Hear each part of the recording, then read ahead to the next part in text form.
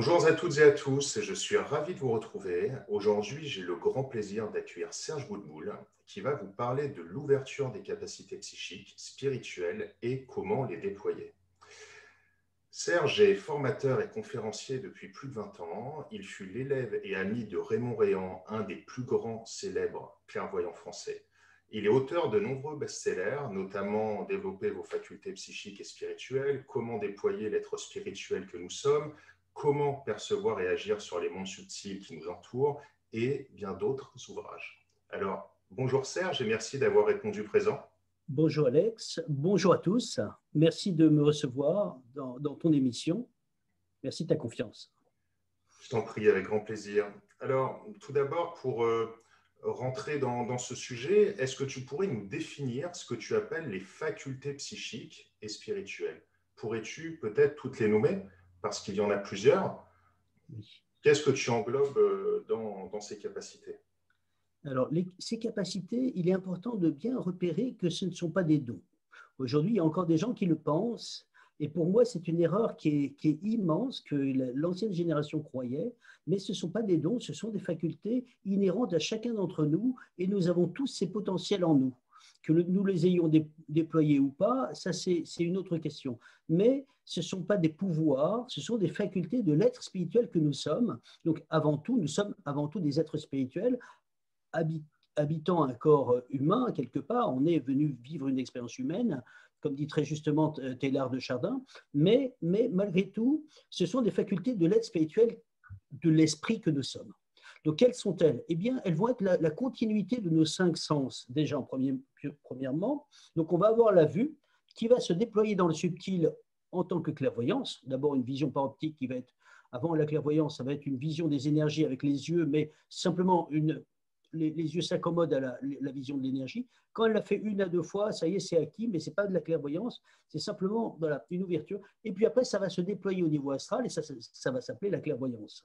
La clairvoyance va se déployer dans la vision dans l'espace, à travers des obstacles, dans le passé, dans le pseudo-futur, puisque le futur n'est pas arrêté, il n'est pas statique, il est encore en mouvement, on peut le changer, mais aussi dans les plans astraux, dans les dimensions, l'infiniment petit, l'infiniment grand, donc tous les déploiements possibles.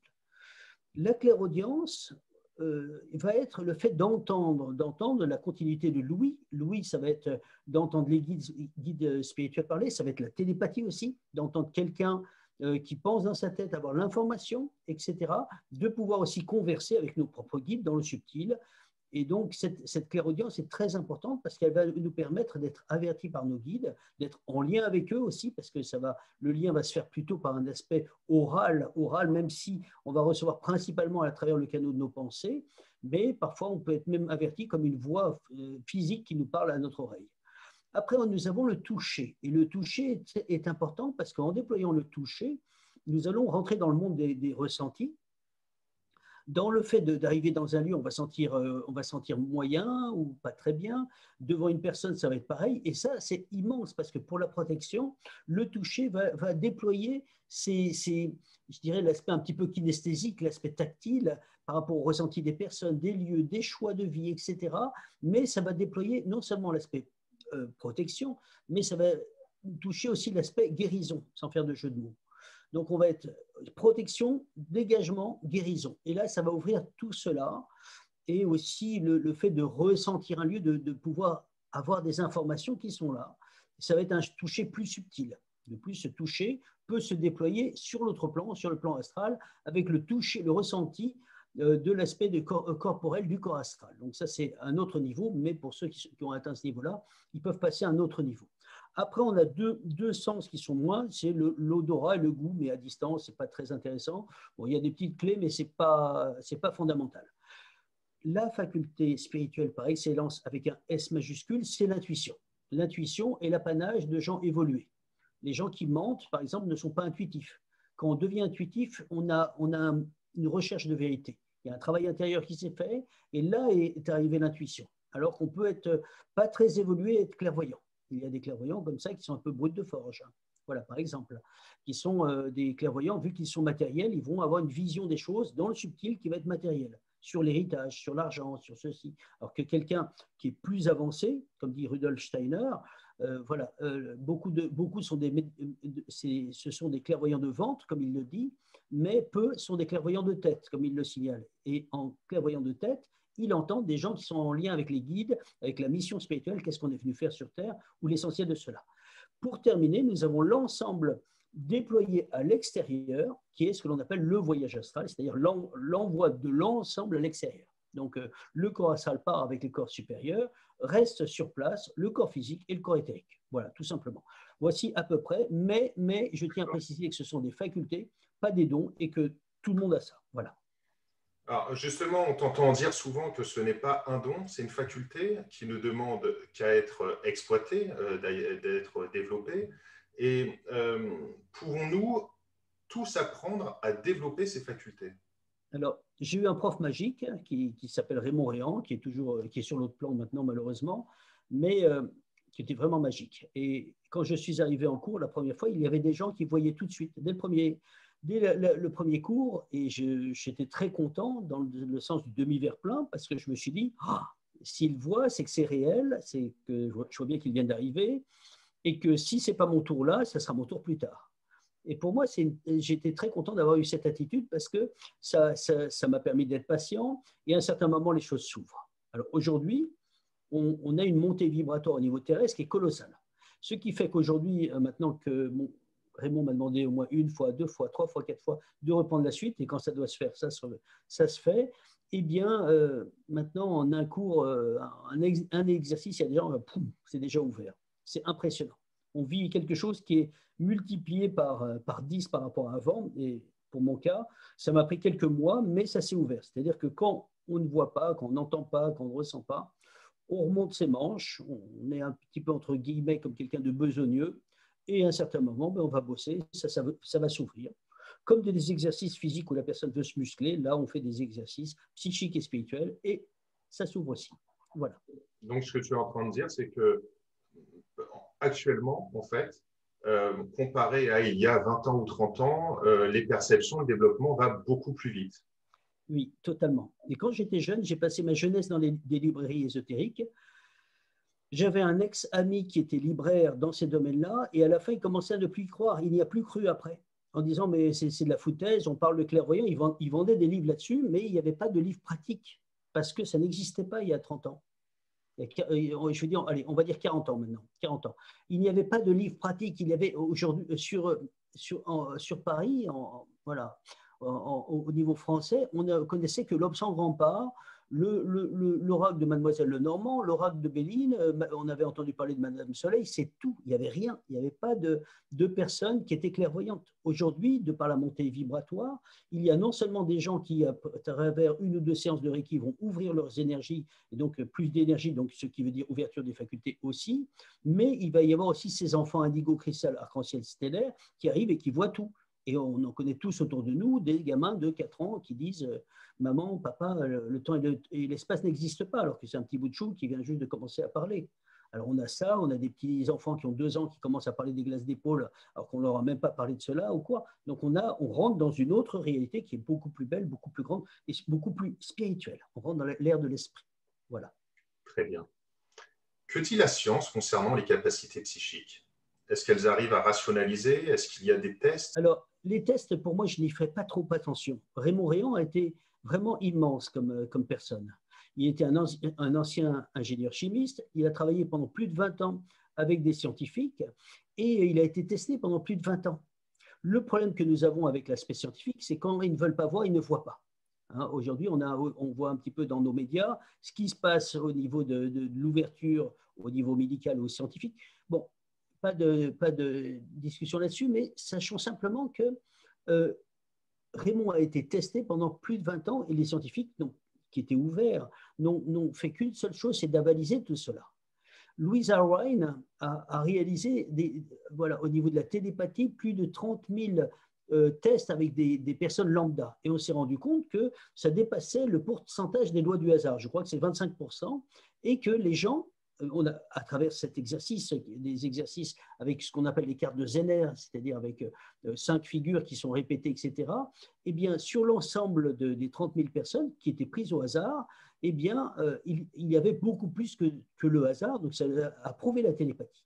Du jour au lendemain, on n'a pas du tout entendu parler de cela, comme si ça avait disparu. Et tout est comme ça. Si une nouvelle personne apparaît, elle dit « moi, je n'ai pas vu », donc à la fin, il faut revérifier, revérifier. Aujourd'hui, il se passe un phénomène au niveau de la science qui fait que tous ces scientifiques qui sont des références quelque part sont remis en cause par l'aspect quantique, qui prouve totalement l'ouverture des facultés.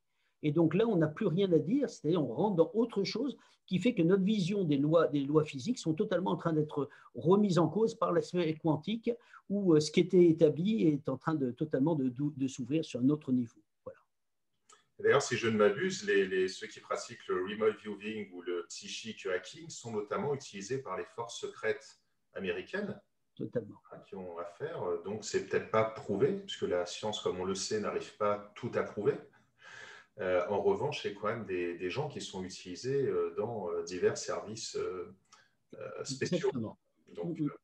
C'est exactement ça, Alex, pour la simple raison, c'est que disons que les États-Unis ont fait comprendre qu'en fait, bon, bof, on ne s'en sert pas trop, mais en réalité, c'est passé en mode top secret. Quand il y a eu, par exemple, un gars qui s'appelle Joe McMonigle, c'était l'homme le plus médaillé par rapport à l'action qu'il a donnée en tant qu'aide, en tant que remote weaver. Donc, je vous donne un exemple tout bête. Il avait une vision d'un nouveau sous-marin, un sous-marin particulier avec des torpilles qui allaient sortir d'une autre façon, en disant c'est comme ça, comme ça, comme ça. Donc, il a écrit à la direction de voilà ce qu'il voyait. Un des grands pontes au niveau de la défense a répondu fantasme, ou voilà, fantasme, en renvoyant ça, en disant voilà, il s'est fait un film. Joe McMonigle lui a répondu vous verrez le fantasme dans 20 jours. Et donc, il renvoie la missive. 20 jours après, l'un des satellites qui se trouve au-dessus de cette zone-là se tourne vers le port qui était donné par Joe McMonigle, le port russe, et sort ce nouveau sous-marin qui apparaît. Et qui fait que quand la direction, à part cette personne qui était un peu sceptique, s'est rendu compte de cela, ils avaient plus d'informations en quelques jours, quelques dizaines de jours, semaines ou quoi, qu'en 3 ans d'espionnage. Ils savaient à l'intérieur avec le plan détaillé du sous-marin. Alors aujourd'hui, on ne le dit pas, mais aujourd'hui, il y a bien des choses dans notre, je vais dire, nos informations qui sont données, mais sans qu'on en connaisse la source. Je vais donner quelques exemples. Le premier, c'est l'histoire des Brigades Rouges. Peut-être que vous avez entendu parler des Brigades Rouges qui avaient ensanglanté l'Europe. Je ne sais pas si ce n'est pas eux qui avaient fait un attentat à Saint-Michel. Qu'est-ce qu'ont fait les remote weavers? Ils ont donné le pays, l'Italie, la ville, la rue, l'étage. Donc la police est arrivée, ils ont arrêté tout le monde. Qu'est-ce qui s'est passé il y a quelques années en Irak? Comment ont-ils trouvé Saddam Hussein? La personne avait fait un dessin d'un bâtiment, bon, il y avait un peu trop de fenêtres, mais bon, c'était bon, une rivière, et grâce à ça, ils l'ont trouvé dans une trappe. Sinon, ils ne l'auraient pas trouvé. Mais ça, on ne nous le dit pas. Qu'est-ce qui s'est passé simplement pour un aspect archéologique au niveau du port d'Alexandrie? Je ne sais pas si vous vous rappelez, ils ont trouvé des statues dans le port d'Alexandrie. Qu'est-ce qu'ils ont fait? Ils ont pris une vingtaine de remote weavers, ils leur ont demandé dans le port s'il y avait des vestiges archéologiques, etc., dans l'eau, sous l'eau. À quel endroit serait-il? Le premier, donc un plan en calque transparent, il dit là, le deuxième dit là, le troisième dit là, le quatrième dit là, le cinquième dit là, le sixième là. Et quand ils ont juxtaposé tous ces calques, ils ont mis une lampe en dessous, et bien à l'endroit où il y avait tous les croisements de flèches, ils savaient qu'à coup sûr, ils tombaient dessus.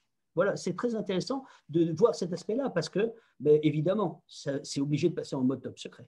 Voilà. Alors, juste pour terminer l'anecdote, il y avait un gars qui s'appelle Pat Price, qui est un ancien commissaire, et il avait une particularité, c'est qu'avec son corps astral, il pouvait lire, alors que c'est très dur de lire avec le corps astral. On dirait que ça touche le cerveau droit et c'est un petit peu difficile.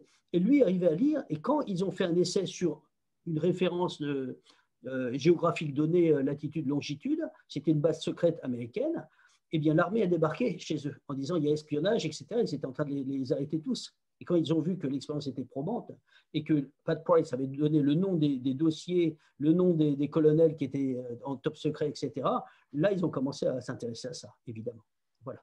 D'accord.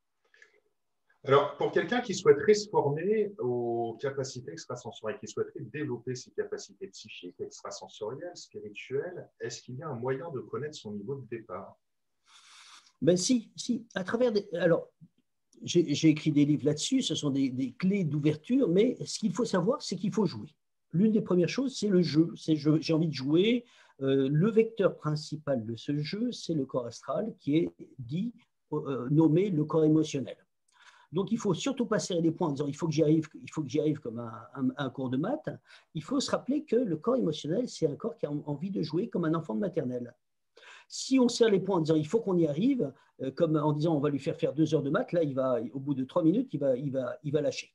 Donc, il faut le faire en disant qu'est-ce que j'aimerais bien voir, qu'est-ce que j'aimerais bien entendre. Et on fait des exercices en jouant. Et à un certain moment, ça va s'ouvrir. Donc, beaucoup d'exercices que j'ai reçus, voilà.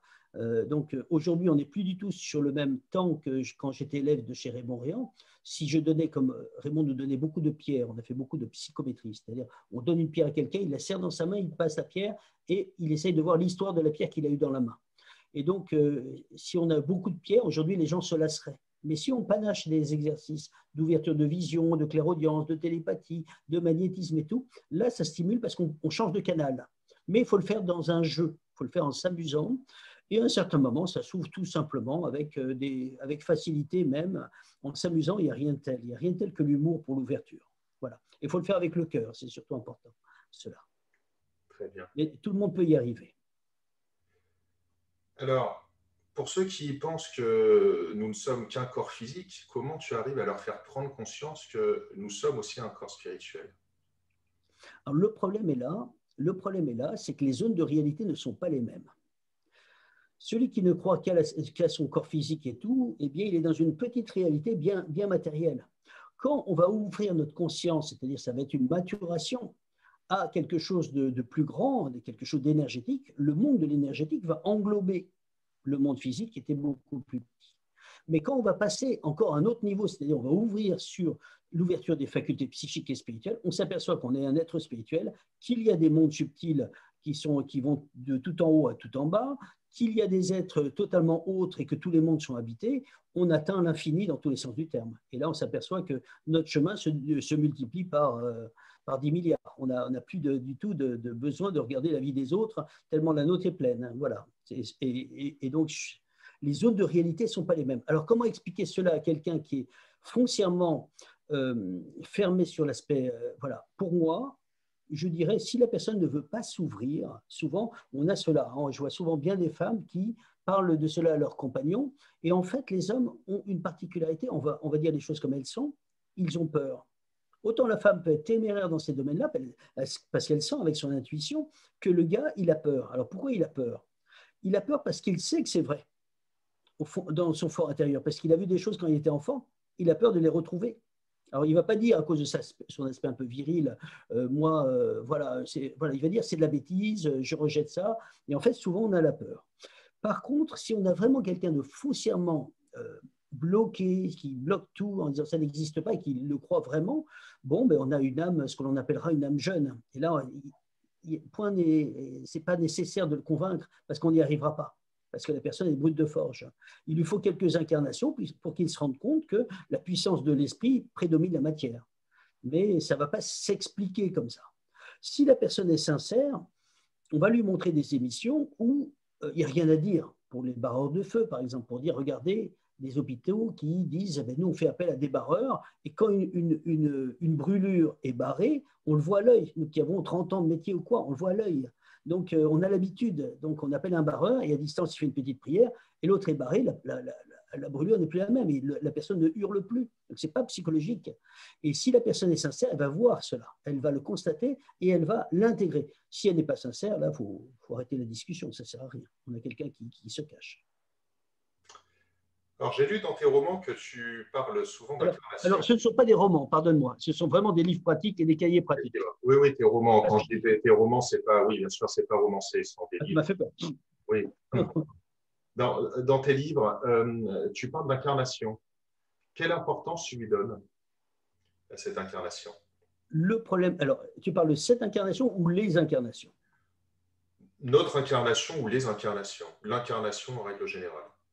Alors, quand on comprend le mécanisme des plans subtils, des plans astraux, etc., que l'on vient sur Terre, on rencontre parfois beaucoup de gens pour lesquels certaines questions restent sans réponse, des questions qui vont englober tout l'être profond qu'ils sont. Et certains vont découvrir ce que je découvre et que parfois je pallie à ce problème-là, une tristesse immense qui est là depuis la naissance et pour laquelle les personnes ne savent pas du tout l'origine. Quand on y regarde de plus près, quand on regarde en clairvoyance, qu'est-ce que l'on voit? On voit que la plus difficile épreuve qu'a vécue la personne n'est pas la naissance dans ce monde, mais l'incarnation. Pourquoi? Parce qu'ils ont coupé avec leur famille spirituelle, ils devaient couper pour quitter leur monde, pour descendre sur Terre. Et cette tristesse qui est intrinsèque, qui est cachée en eux, c'est la tristesse de l'abandon qu'ils ont vécu du monde d'où ils viennent. Et la plupart d'entre nous, nous avons cette tristesse qui est là. Certains le vivent plus fortement parce qu'ils viennent de mondes, je dirais, d'harmonie, ce que j'appelle ces enfants stellaires qui viennent de très haut. Et en fait, ils quittent des mondes d'harmonie, ils arrivent là, et ils voient ce qui se passe dans certains pays. Ils disent, je ne comprends rien. Ils voient des enfants qui se bagarrent dans la cour de récré. Ce n'est pas leur monde, ils ne comprennent rien de tout cela. Et ils sont venus pour aider ce passage que vit notre Terre. Et donc, c'est très dur pour eux. Donc, l'incarnation est très importante parce que on a quitté notre monde pour venir sur cette terre, venir prendre un corps avec toute la réduction que cela veut dire. Parce que après, à la naissance, on est en réduction. On voit beaucoup plus de couleurs, on voit d'autres mondes, on peut se déplacer, on se déplace en sortie astrale. Et là, on arrive, on voit moins de couleurs, on a perdu la mémoire des mondes, on est réduit dans le corps physique. Il faut savoir que la naissance est une réduction. La mort, à contrario, est une ouverture. C'est de la chrysalide au papillon. Là, on se réouvre. Mais attention, il ne faut pas abréger son temps parce que là, on va être obligé de revenir pour la partie manquante. Ça serait la pire des choses. Surtout pas. Mais la mort, quand on a bien vécu notre vie et que c'est l'heure, c'est une réouverture. On retrouve notre famille, on retrouve les nôtres. Si on a fait une belle vie, on a été bien selon l'aspect du cœur. Eh bien, je ne parle pas d'un aspect manichéen, bien ou mal, mais on a écouté ce que notre cœur nous disait, on a fait au mieux pour tous, eh bien, on va remonter dans les grands mondes, et là, on est sur autre chose. Voilà. Je ne sais pas si je réponds bien à la question. C'est parfait, très bien. Est-ce qu'il y a une relation entre la religion et cette spiritualité? En gros, pour quelqu'un qui serait non-croyant, est-ce qu'il va pouvoir accéder à cette spiritualité?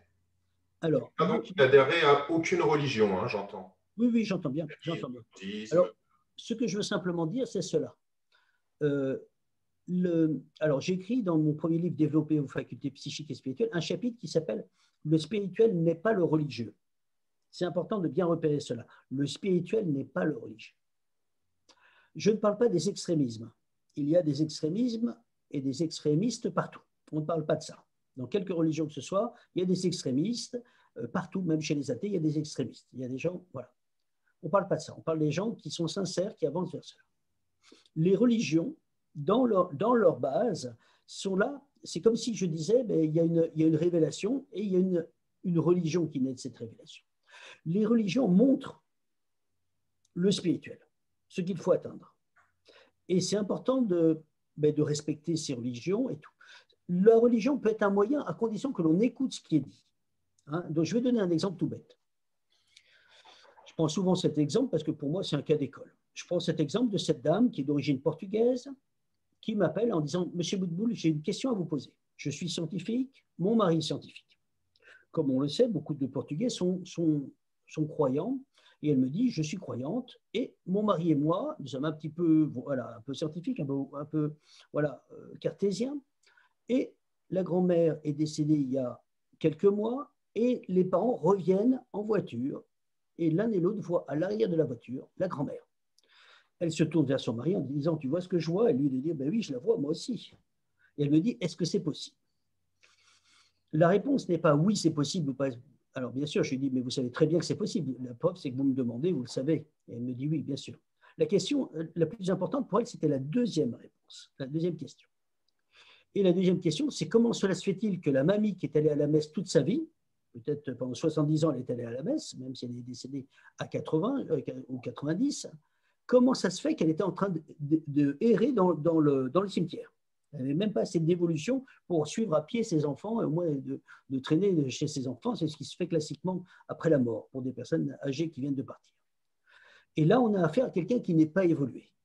C'est-à-dire que sans jugement aucun, si elle avait écouté au moins le sermon du prêtre, que ce soit un prêtre, un pasteur, un imam, un rabbin, eh bien, ils auraient dit, voilà, on parle d'amour. Si tu veux aller dans les mondes supérieurs d'amour, dans les mondes de lumière, parce que spirituel, c'est amour, dans la définition profonde avec un A majuscule, amour sans condition, eh bien, tu auras entendu, mais si jamais elle était fermée, voilà. Et le problème qu'il y avait, donc je me branche sur la mamie, et je lui dis de façon un petit peu interrogative, mais plutôt affirmative, je lui dis, mais est-ce que votre grand-mère n'était pas médisante? Et elle me dit, oh combien? À peine elle sortait de la messe ou de quelques cérémonies, elle tapait sur les voisins, ping, elle donnait des coups de pied à tout le monde, quoi, en disant, j'avais rien à faire des autres. Et donc, il y a une personne qui s'appelle le maître Philippe de Lyon, monsieur Philippe, qui est mort en 1905, qui était quelqu'un qui voyait tous les plans invisibles et tout, qui disait, la médisance ne rentre pas au ciel. Il faut savoir que les plans sont des plans avec des strates. Plus on est élevé dans sa vibration, dans son cœur, dans l'amour que l'on donne, plus on va aller haut selon cette vibration. Si la personne est dans la dualité et qu'elle est en train de penser les autres c'est ceci et moi je suis au-dessus, évidemment elle ne va pas aller là-bas. Il ne peut pas y avoir des gens qui sont redevenus comme des enfants dans le cœur et quelqu'un qui est là, qui se prend pour la cassafure, qui est prêt à écraser tout le monde. Ce n'est pas comme ça que ça marche. Chacun va aller selon sa strate. Voilà. Et donc, voilà, je ne sais pas si je n'ai pas raté la question. Tu peux me la redire, pardonne-moi. Non, mais c'est parfait. C'est Et parfait. donc, ce que je veux simplement dire, c'est que pour revenir à l'aspect religieux, elle s'est arrêtée au religieux. Elle n'a pas vu le spirituel. Alors qu'elle aurait un peu tendu l'oreille, elle aurait entendu aime les autres comme toi-même, quoi. Vous voyez? Alors, je prends souvent comme exemple un petit peu un cas d'école aussi. C'est le truc un petit peu amusant, c'est le proverbe chinois qui dit quand le sage montre la lune, le fou regarde le doigt. Alors, il faut voir si on s'est arrêté au doigt ou on a voulu voir ou continuer à le doigt. Voilà pour l'anecdote. Voilà. Tu te passionnes pour le voyage astral également, d'après ce que j'ai cru comprendre. Pourrais-tu nous le définir et comment nous expliquer les bénéfices qu'on pourrait en tirer, le fait de le pratiquer, ce voyage astral, ou de s'initier? Alors, disons que j'ai toujours... Alors, ma carotte, la carotte qui m'a attiré vers cette ouverture, ça a été le voyage astral. Quand je suis allé chez Raymond Réan, mon prof magique, il nous a parlé, on va faire la clairvoyance, je dis bon, bof, et ceci, bof, bof, bof, bof. Tout en sachant que maintenant que j'ai du recul par rapport à qui il était, je sais combien il a dû sourire en entendant mes pensées dans sa tête, parce qu'il lisait dans les pensées. Et donc, voilà. Sauf que j'ai été patient et même s'il me présentait tout, mais je voulais le voyage astral, même s'il me présentait le monde entier, je voulais le voyage astral, même s'il me présentait l'univers, je voulais le voyage astral, j'étais resté là-dessus. Le problème que nous avons aujourd'hui, c'est que le voyage astral dans son déploiement complet est très difficile à obtenir. Pour la simple raison, c'est qu'aujourd'hui, il y a une montée vibratoire de la planète et que les guides bloque un petit peu cela. Pourquoi? Parce que sinon, on ne va pas réaliser notre mission spirituelle. Le voyage astral va nous permettre même de remonter là-haut. Mais si on est descendu pour remonter, je ne vois pas l'intérêt pourquoi on est descendu. Et le problème technique qu'il y a, c'est que les énergies sont difficiles. Et si on nous donne le moyen technique, je dirais au niveau subtil, de fuir ce monde, mais je crois que tout le monde va fuir. Et donc, je vois le cas d'une personne qui m'a appelé de Lyon, qui me dit, Monsieur Boutboul, pendant 4 ans, je sortais avec maîtrise totale du phénomène, nuit après nuit, avec toute la maîtrise. Du jour au lendemain, clac, il n'y arrive plus. Et il me dit, je sais que vous n'avez pas copié sur les autres livres, ce qui est le cas classique, et que ce que vous avez écrit est vrai. Et il me dit, mais expliquez-moi ce qui se passe. Alors, je me suis connecté. Alors, je ne donne plus de consultation, je tiens à le préciser. Je transmets à mes élèves avancés. Mais en me connectant sur lui, je lui dis, ah, je vois, vos guides vous demandent d'arrêter. On vous demande d'arrêter de faire du tourisme. Parce que la sortie astrale totale a une telle particularité, c'est que quand on sort dans une pièce, il y a 10 000 expériences possibles dans la même pièce. on peut marcher sur les murs, on peut traverser, on peut sentir les atomes qui nous traversent, on peut voler, on peut faire un avec le mur, on peut se transformer, on peut transformer notre forme et devenir un petit colvert comme avait fait un de mes élèves. Je le lui avais dit, et j'ai dit, mais il n'y avait pas un colvert. Et il me dit, c'est moi. Et il me disait, c'est moi qui me suis transformé en colvert. Le corps astral peut faire beaucoup de choses. Et donc, simplement une chambre, une pièce, un bureau, ça peut être un monde en soi. Donc, quand la personne sort de cette façon-là, ben, elle ne va pas aider les autres. Ça va la faire sortir de sa mission. Et je lui ai dit, peut-être qu'on vous demande de transformer le voyage astral que vous faites en aide aux autres, plutôt que de vous faire plaisir et que ça soit que pour vous, alors qu'on est à la fin d'une période un petit peu matérielle, et peut-être que ce qui est en train d'arriver est tellement gigantesque que l'on est à la fin d'un ensemble de cycles d'incarnation. Il ne faut peut-être pas rater cette incarnation, qui pour moi en vaut au moins 30. Donc voilà. Dans la technique de Raymond Réan, juste pour, j'appelle cela une sortie débrayée, c'est pas pareil. On n'a pas tous les ressentis. On a la vision, voilà, on a l'audition, etc. Et ça nous permet de faire beaucoup de bien. C'est-à-dire de travailler à distance à un endroit de la planète pour aider quelqu'un, c'est-à-dire d'aider la planète à certains endroits là où elle nous envoie, voilà, de faire beaucoup plus de bien qu'on le ferait avec un petit corps humain qui est bloqué dans ces 3 dimensions, tout simplement. Voilà. Très bien. Alors Serge, ça fait déjà une demi-heure que nous sommes ensemble. Pour terminer, qu'est-ce que tu préconiserais, quels conseils pourrais-tu donner à nos auditrices et auditeurs pour mieux vivre cette période si particulière et difficile? Alors, au risque de me répéter, je vous demande de m'excuser si vous m'avez déjà entendu en parler, je vous dirais de faire très attention à votre vibration. Faire très attention à ne pas tomber dans la colère et la peur et la tristesse. On va assister à des vagues de colère sans précédent. On va voir, alors là, ça commence déjà à bouger, mais c'est qu'un début, ce n'est rien. Il va y avoir un raz-de-marée de colère. Il faut garder notre vibration élevée, ne pas s'obliger à regarder la télé le soir, parce que vous allez vous coucher avec ça. Faire très attention à ne pas trop partager avec les uns les autres. Vous allez tomber sur des gens qui vont être de plus en plus énergivores. Donc, ça va être très important de garder votre intimité, de ne pas forcément dire ce que vous pensez, de rester ouvert, de rester à l'écoute, mais ne pas trop vous faire, je dirais, un peu vampiriser énergétiquement. C'est très important. On est dans un moment particulier. On est dans un moment où, je ne sais pas si vous le voyez à travers le climat est chahuté, à travers l'aspect social.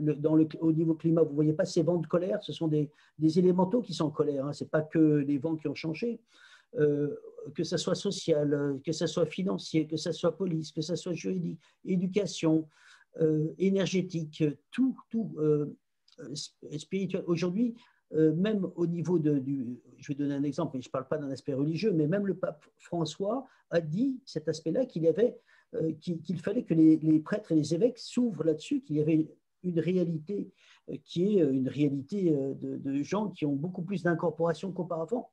Donc, on est dans une réalité qui est en train de changer. Ça existe. Il faut savoir que ça existe. On n'est pas concerné par ça, mais il y a des gens qui subissent cela.